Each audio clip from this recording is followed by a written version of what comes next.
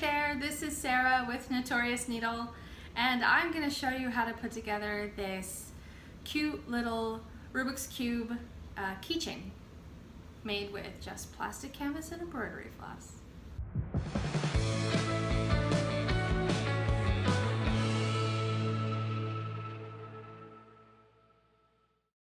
Step 1, stitch all the cross stitch.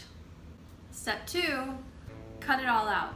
Now here I already have it cut out, and I've left one extra row of plastic canvas squares so that I can leave one square left, and that's where the little key ring is going to go. I'm going to cut out the one extra square on the blue and the yellow Rubik's Cube sides. So I'm going to flip it over from the back. It's going to be the second square over here. I'm going to put this here. I'm going to put this here.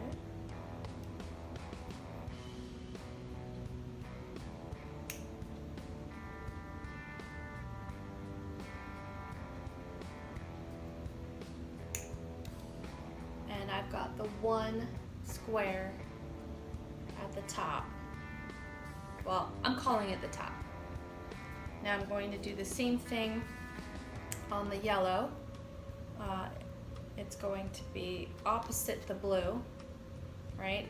So if the blue, extra blue square is the second one over here, the extra square on the yellow is going to be the second one over here.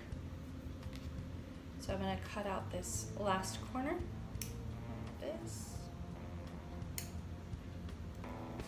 And then I'm going to flip off all these other extra squares. Let's do it this way.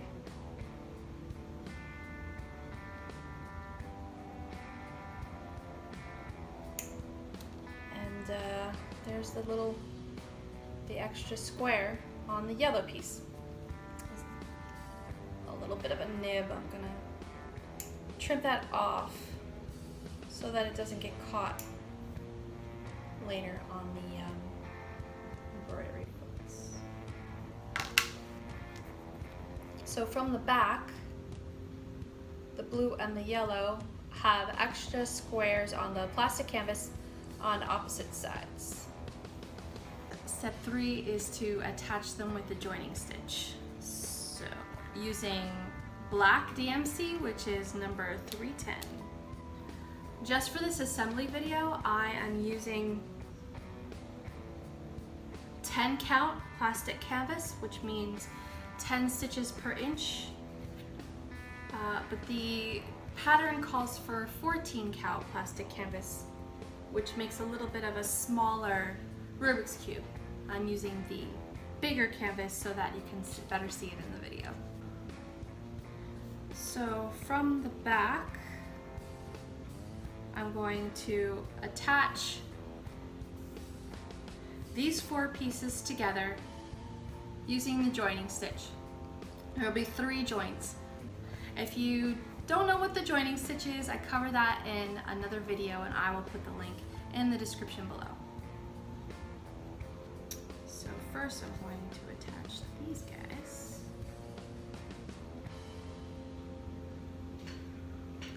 Lining up the holes.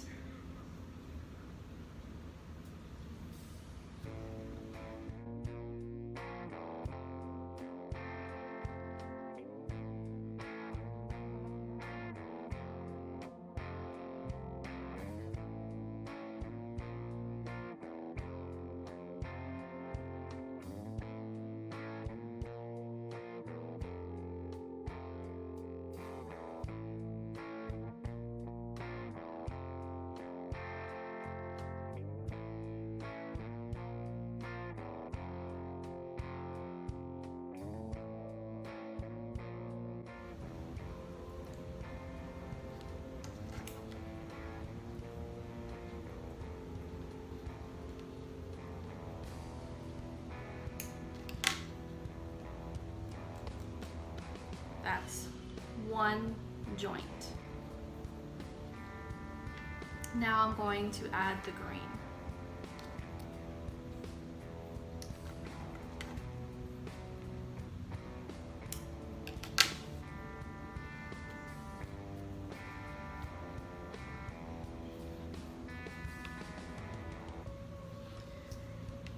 And next I'll add the yellow piece.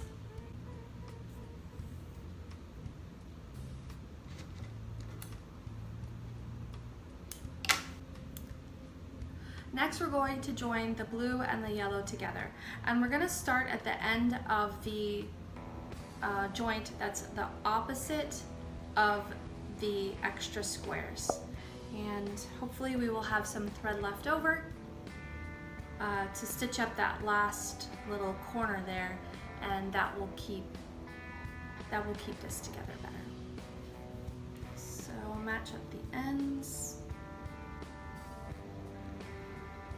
Start this here, come around through.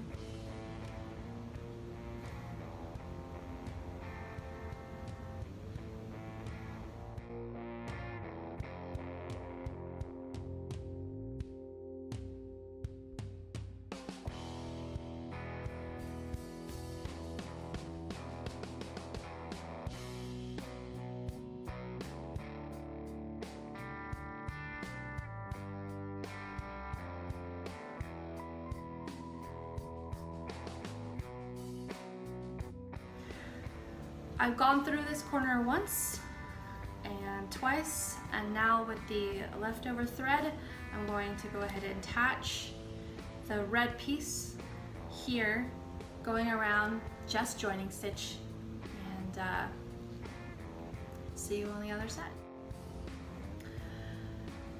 So I finished attaching the red piece onto this Rubik's Cube keychain, and it's really starting to look like a cube. The final step is to take the orange piece and attach it to the top right here. For this step, you want to start in the middle of the edge rather than starting at a corner like this, and doesn't have to be exactly in the middle. The point is to use the same floss to go over the corners, and just make sure that the corners are reinforced and they're not gonna come apart at all. The whole thing holds together much better. In fact, let me show you how to get around one of those corners.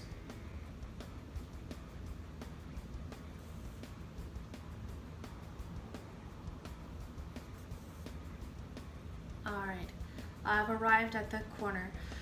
What I'm going to do is put the thread twice on this first side where I already am, and then once on the third side. So the first time, the thread is carried from the other hole to this corner. The second time covers this edge of the corner. I'm gonna let my thread dangle a little bit, it's twisted. There we go. And the third time I'm going to come from this edge, and that will cover this side of the corner. And then I will continue on through the other edges. The corner will peek through a little bit.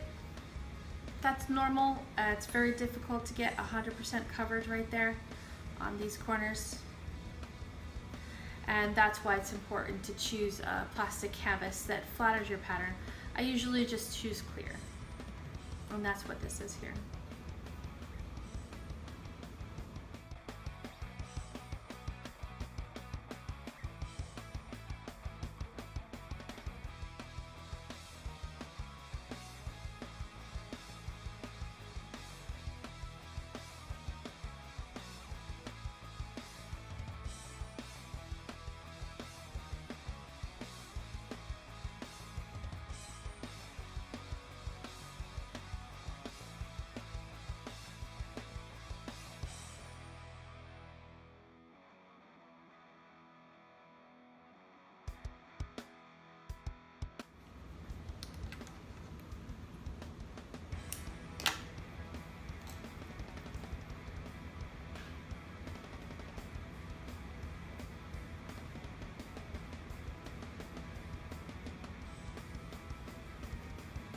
this Rubik's Cube is finished. Here's where the 2 squares that we left open line up, and that's what you would put the key ring through. Now remember, this is on 10 count, so this is kind of big. The pattern recommends using 14 count, and I happen to have one here that I've made on 14 count plastic canvas. And this one has a smaller key ring through. You could also use a jewelry jumper ring or a smaller ring and then attach the key ring to that. So here they are.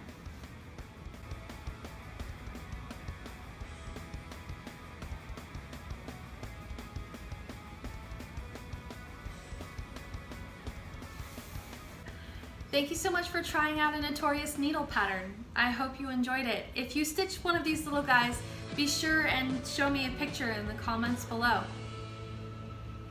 Stitch on!